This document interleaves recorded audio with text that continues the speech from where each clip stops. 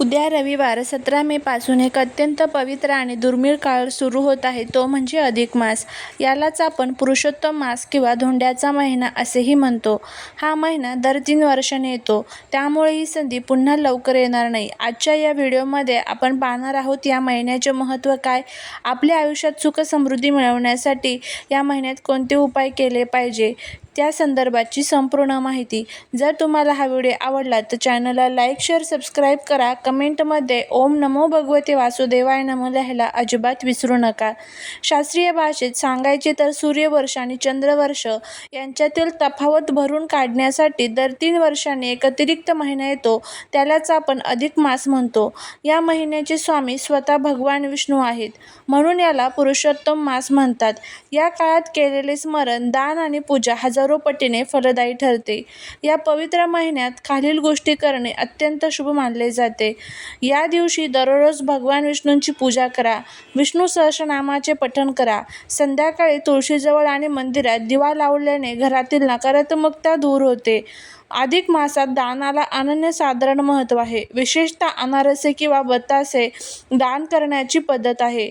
ओम नमो भगवते वासुदेवाय या मंत्राचा जमेल तितक्या वेळेस जप करा. या महिन्यात काय करावे आणि काय टाळावे? हा महिना पूर्णपणे भक्तीचा आहे, त्यामुळे मंगळ कार्य टाळावी, तामसिक आहार घेणे टाळावे. उद्या रविवार 17 मे पासून सुरू होणाऱ्या पुरुषोत्तम मासाचा आपल्याला पूर्ण लाभ घ्यायचा आहे. उद्या घराची स्वच्छता आपल्याला करायची आहे. भगवान विष्णूंची आपण ज्या ठिकाणी पूजा करतो त्या ठिकाणी व्यवस्थित स्वच्छता करून घ्यायची आहे. त्यामुळे शनिवारी उद्या अमावस्या आहे आणि अमावस्येच्या दिवशी व्यवस्थित स्वच्छता करा आणि रविवारी अधिक मासाची सुरुवात होणार आहे. घराच्या मुख्य दरवाजावर तोरण लावा आणि उंबरठ्याची पूजा करा. उद्या संध्याकाळी किंवा रविवारी सकाळी देवासमोर बसून संकल्प करा, मी या पूर्ण महिन्यात भगवान विष्णूंची भक्ती करेन, नामस्मरण करेल असा मानस व्यक्त केल्याने व्रताचे पूर्ण फळ मिळते. अधिक मासात दीपदानाला खूप महत्त्व आहे. उद्यापासून दररोज संध्याकाळी तुळशीजवळ गाईच्या तुपाचा दिवा लावा. शक्य असल्यास घराच्या मुख्य प्रवेशद्वाराच्या दोन्ही बाजूंना दिवे लावा. यामुळे घरातील दारिद्र्य दूर होण्यास मदत होते. अधिक मासात 33 या आकड्याला विशेष महत्त्व आहे. उद्या तुम्ही काही गोष्टी आवर्जून करू शकता आणि त्याचं नियोजन करा. अनारसे किंवा बतासे दान करण्याची पद्धत आहे. फळंसुद्धा दान करू शकता. हे दान ब्राह्मण, गरजू व्यक्ती किंवा मंदिरात करू शकता. त्याचबरोबर पिंपळाच्या झाडाची पूजा करा. झाडांमध्ये भगवान विष्णूंचा वास आहे, यामुळे पितृदोष, ग्रहदोष दूर होण्यासाठी मदत होते. अधिक मासाच्या सुरुवातीला तांदूळ, दूध किंवा पांढरी मिठाई दान करणे शुभ मानले जाते. यामुळे जीवनात शांतता आणि समृद्धी येते. हा महिना भक्तीचा आहे, त्यामुळे या काळात कोणाशीही वाद घालू नका, खोटे बोलू नका आणि सात्विक आहार घेण्याचा प्रयत्न करा. अधिक मासात सूर्योदयापूर्वी उठण्याला खूप महत्त्व आहे. उद्या सकाळी लवकर उठून स्नान करावे. शक्य असल्यास स्नानाच्या पाण्यात थोडे गंगाजल किंवा तुळशीची पाने टाकावीत. यामुळे तीर्थस्नानाचे पुण्य मिळते असे मानले जाते. स्नान झाल्यानंतर घराचा मुख्य दरवाजा स्वच्छ करा. दरवाजाच्या दोन्ही बाजूंना पाणी शिंपडून हळद कुंकू वाहावे. अंगणात किंवा दरवाजासमोर स्वास्तिक किंवा लक्ष्मीची पावले दर्शवणारी रांगोळी काढावी. यामुळे घरात लक्ष्मीचा आणि भगवान विष्णूंचा प्रवेश होतो. सूर्योदयाच्या वेळी एका तांब्याच्या कलशात पाणी घेऊन त्यात लाल फूल आणि अक्षता टाकून सूर्याला अर्घ्य द्यावे. अर्घ्य देताना ओम सूर्याय नमः या मंत्राचा जप करावा. अधिक मासात सूर्याची उपासना केल्याने आरोग्य आणि तेज प्राप्त होते.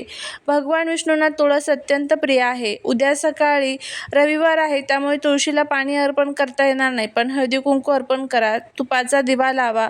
त्याचबरोबर देवांची पूजा करताना भगवान विष्णूंच्या मूर्तीला पिवळे फुलं नक्की अर्पण करा. ग्रंथांचे वाचन करा. दान करा. घरातील वातावरण सात्विक ठेवणे खूप महत्त्वाचं आहे. श्री सूक्त, पुरुष सूक्त, व्यंकटेश स्तोत्रम यासारख्या सर्व स्तोत्रांची आणि मंत्रांची सेवा सुरू करा. जितके जास्त तुम्हाला सेवा करता येईल तितकं त्याचं जे पुण्य आहे तर ते तुम्हाला मिळणार आहे. त्यामुळे या सर्व गोष्टी ज्या आहेत तर त्या तुम्हाला आवर्जून करायच्या आहेत. त्याचबरोबर उद्या रविवार या दिवशी एक अतिशय प्रभावी असा उपाय आपल्याला करायचा आहे. हा उपाय जर आपण केला तर आपल्या घरात घरामध्ये लक्ष्मी नांदेल. मनातील सर्व ज्या काही इच्छा आहे ना तर त्या पूर्ण होतील. धनप्राप्ती, लक्ष्मीप्राप्ती, कर्जमुक्ती संबंधितच्या ज्या काही इच्छा असतील तर त्या सर्व इच्छा पूर्ण होताना तुम्हाला दिसून येईल.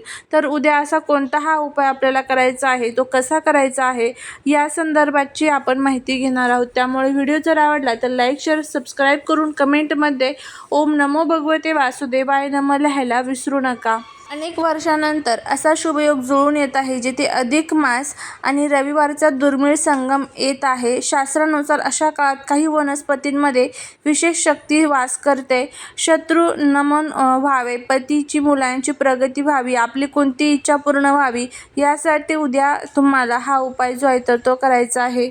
आपण खूप कष्ट करतो, मेहनत करतो, पण तरी त्या कष्टाचं, मेहनतीचं फळ आपल्याला मिळत नसेल. घरामध्ये आलेला पैसा हा घरामध्ये टिकून राहत नसेल. त्याचबरोबर मनातील अनेक इच्छा असतील त्या पूर्ण होत नसेल. एखादा शत्रू असेल जो आपल्याला खूप त्रास देत असेल. घरामध्ये सतत भांडण, कटकट, वादविवाद होत असेल. घरामध्ये सुख, शांती, समृद्धी ही टिकत नसेल. मुलांच्या प्रगतीमध्ये अनेक अडचणी येत असेल. अशा ज्या काही अनेक समस्या आहेत ना तर त्यासाठी तुम्हाला हा उपाय करायचा आहे. आपल्याला या झाडाचं एक पान आपल्या घरामध्ये घेऊन यायचं आहे. आता बघा, उद्या किंवा या अधिक महिन्यामध्ये जेव्हा तुम्हाला वेळ भेटेल, ज्या दिवशी तुम्हाला टाईम असेल त्या दिवशी तुम्ही हा उपाय केला तरी चालेल. यासाठी तुम्हाला तुळशीचं पान घ्यायचं आहे. त्यानंतर ह्या पानावर तुम्हाला विष्णू सहस्रनामावलीचं पठण करायचं आहे, हे पान हातामध्ये धरून. आणि त्यानंतर हे पान तुम्हाला भगवान विष्णूंच्या चरणी अर्पण करायचं आहे. असा हा उपाय करायचा आहे.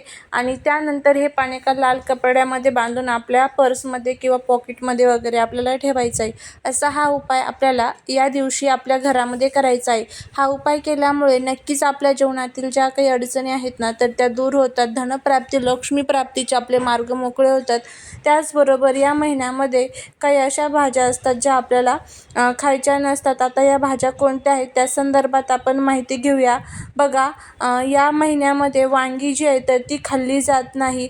त्याचबरोबर पुढचं आहे ते म्हणजे मुळासुद्धा आपल्याला या महिन्यामध्ये खायचा नसतो. त्यानंतर शक्य असेल तर कांदा लसूण वर्ज्य करावा. आणि जर नसेल शक्य तर कांदा लसूण खाल्ला चालेल, पण कांदा लसूण हा राहू केतूचं प्रतीक असतं आणि अधिक मास हा पुण्याचा महिना असतो. त्यामुळे या महिन्यामध्ये आपल्याला ह्या भाज्या ज्या आहेत तर त्या खायच्या नाही आहेत. त्याचबरोबर आपल्याला या महिन्यामध्ये मसूर डाळ जी आहे तर ती देखील खायची नाही आहे. लाल माठ जो असतो तर तो देखील आपल्याला या महिन्यामध्ये खायचा नाही आहे. अशा पद्धतीने ह्या काही भाज्या आहेत तर त्या आपल्याला या महिन्यामध्ये पूर्णपणे वर्ज्य करायच्या आहेत. आता ह्या भाज्या जर आपण खाल्ल्या तर आपल्याला अनेक प्रकारच्या अडचणी ज्या आहेत तर त्या आपल्या जीवनामध्ये येत असतात. अर्थात आपण जे काही खातो त्याचा आपल्या शरीरावरती परिणाम होत असतो. आणि ह्या तामसिक पदार्थांमुळे काय होतं तर आपल्या मनामध्ये राग, क्रोध, लोभ जे आहे तर ते वाढते. आणि त्यामुळे ह्या सर्व पदार्थांपासून आपल्याला या महिन्यामध्ये पूर्णपणे लांब राहायचं आहे.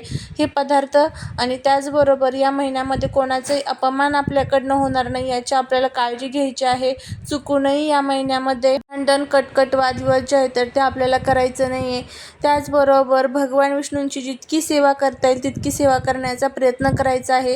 रोज घरामध्ये विष्णू सहस्रनाम, विष्णू सहस्रनामावली, व्यंकटेश स्तोत्र, लक्ष्मी गायत्री मंत्र, विष्णू गायत्री मंत्र, श्री सूक्तम, कनकधारा स्तोत्रम यासारख्या स्तोत्र आणि मंत्रांची ज्या सेवा आहेत तर त्या आवर्जून आपल्याला करायच्या आहेत. ह्या सर्व सेवा करा, नक्कीच तुम्हाला त्याचा फायदा जो आहे तर तो बघायला मिळेल. सेवा करत असताना किंवा उपाय करत असताना मनामध्ये कुठेही किंतु परंतु येऊन द्यायचं नाही. त्यावेळेसच त्याचं जे काही फळ आहे तर ते आपल्याला प्राप्त होत असतं. अशा पद्धतीने हे काही पदार्थ आहेत, काही नियम आहेत ते आपल्याला पाळायचे आहेत. झालेली सेवा ही महाराजांच्या चरणी रुजू करते. जर तुम्हाला हा व्हिडिओ आवडला असेल तर लाईक, शेअर आणि सबस्क्राईब करायला विसरू नका. भेटूया अशाच एका पुढच्या छानशा नवीन व्हिडिओत नवीन माहितीसोबत. तोपर्यंत सर्वांना श्री स्वामी समर्थ.